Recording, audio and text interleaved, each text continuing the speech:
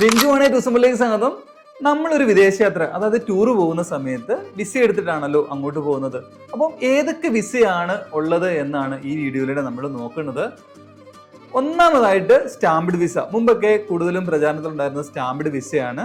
അതായത് കോൺസുലേറ്റോ അല്ലെങ്കിൽ എംബസിയോ നമുക്ക് അപ്രൂവ് ചെയ്യുന്ന സ്റ്റിക്കർ വിസയാണ് ഇത്. നമ്മൾ ഡോക്യുമെന്റേഷൻ ഒക്കെ ചെയ്യണം.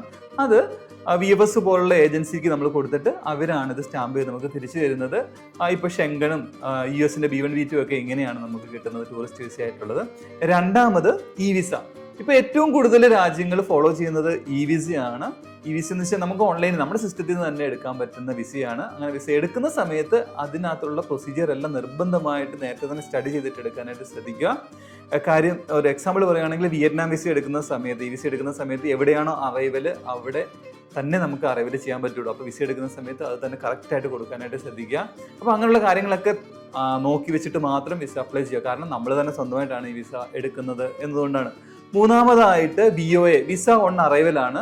അതായത് നമ്മൾ അറൈവൽ ചെയ്തതിന് ശേഷം മാത്രം അവിടെ നിന്ന് വിസ എടുക്കാൻ പറ്റും. അതിനൊരു എക്സാമ്പിൾ ആണ് ബാലി. ബാലി നമുക്ക് ഓൺലൈനായിട്ട് നേരത്തെ എടുക്കാം, അല്ലെങ്കിൽ BOA കിട്ടും, വിസ ഓൺ അറൈവൽ കിട്ടും. അവിടെ ചെന്നിട്ട് നമുക്ക് അവിടെ ഈ പേയ്മെന്റ് കൊടുത്തിട്ട് നമുക്ക് വിസ അപ്രൂവലായിട്ട് എടുക്കാവുന്നതാണ്. നാലാമതായിട്ട് വിസ ഫ്രീ. നമുക്ക് വിസ എടുക്കുകയേ വേണ്ട. നമ്മുടെ പാസ്പോർട്ടും ഹോട്ടൽ ഡീറ്റെയിൽസും ഫണ്ടും ഒക്കെ കയ്യിലുണ്ടെങ്കിൽ പാസ്പോർട്ടിൻ്റെ ഡയറക്റ്റ് ആയിട്ട് അവിടെ പോയി ഇറങ്ങാം. അങ്ങയുടെ വിസയെ വേണ്ട. അതാണ് വിസ ഫ്രീ കൺട്രീസ്. അപ്പോൾ വിസ ഓൺ അറൈവലും വിസ ഫ്രീയും രണ്ടും വ്യത്യസ്തമാണ്.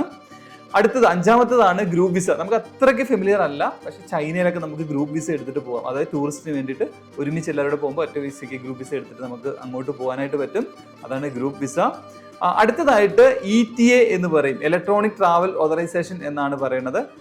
അതായത് ETA പ്രത്യേകത എന്ന് വെച്ചാൽ നമ്മൾ ഇവിടുന്ന് ഫ്ലൈറ്റ് കയറിയിട്ട് ആ രാജ്യത്തിൽ ഇറങ്ങാൻ വരെയുള്ള അപ്രൂവലാണ് നമുക്ക് കിട്ടുന്നത്. ശ്രീലങ്കയൊക്കെ ETA ആണ് നമ്മൾ എടുക്കുന്നത്. അവിടെ ചെന്ന് കഴിഞ്ഞാൽ നമ്മുടെ എയർപോർട്ടിൽ വെച്ചിട്ട് ഇമിഗ്രേഷനിൽ അപ്രോച്ച് ചെയ്തിട്ട് നമുക്ക് വിസ ഗ്രാൻഡ് ചെയ്യുകയാണ് ചെയ്യുന്നത്. ഇലക്ട്രോണിക് വിസയുടെ വിസയുടെയൊക്കെ പോലെ ഏകദേശം ഒരു സ്വഭാവം ഉള്ളതാണ് ETA. പക്ഷേ നമ്മൾക്ക് അങ്ങോട്ട് വരെ എത്താനുള്ള അപ്രൂവൽ മാത്രമേ അതിലൂടെ തരുന്നുള്ളൂ എന്നുള്ളതാണ്. അപ്പോൾ ഇതേപോലെ വിസയെ പോലെ ശ്രദ്ധിക്കാനുള്ളതാണ്. ഓരോ രാജ്യത്ത് പോകുമ്പോൾ അതിന് മുമ്പ് അറൈവൽ കാർഡ് എടുക്കണം എന്നുള്ളത്. തായ്ലൻഡിൽ പോകുമ്പോൾ എല്ലാവരും നിർബന്ധമായിട്ട് TDSC എടുക്കണം എന്നുള്ള കാര്യം മുമ്പ് നമ്മൾ വീഡിയോയിൽ പറഞ്ഞിരുന്നു. അതേപോലെ സിംഗപ്പൂരിൽ പോകുകയാണെങ്കിൽ SGSC എടുക്കണം. അപ്പോൾ ഇത് എടുത്തിട്ട് മാത്രമേ നമുക്ക് പോകാൻ പറ്റുള്ളൂ. ഇവിടെയൊക്കെയാണെങ്കിൽ 3 ദിവസം മുതലാണ് നമുക്ക് എടുക്കാൻ പറ്റുന്നത്. അതുപോലെ എടുക്കുന്ന കാര്യം മുമ്പ് ഒരു വീഡിയോയിൽ പറഞ്ഞിരുന്നു. അതായത് ഹോങ്കോങ്ങിൽ പോവുകയാണെങ്കിൽ 6 മാസം മുമ്പ് മുതൽ എടുക്കണം പ്രത്യേകിച്ച്. അപ്പോൾ എത്ര നേരത്തെ എടുത്ത് അതിന് അപ്രൂവൽ എടുത്തതിന് ശേഷം ബാക്കി പ്രൊസീജിയറൊക്കെ ചെയ്യുക. അപ്പോൾ ഇങ്ങനെ അറൈവൽ കാർഡ് ഉള്ള രാജ്യത്തെല്ലാം അറൈവൽ കാർഡ് നിർബന്ധമായിട്ട് നേരത്തെ തന്നെ എടുത്തിട്ട് മാത്രം ട്രാവൽ സ്റ്റാർട്ട് ചെയ്യാനായിട്ട് ശ്രദ്ധിക്കുക. Okay, thank you, by.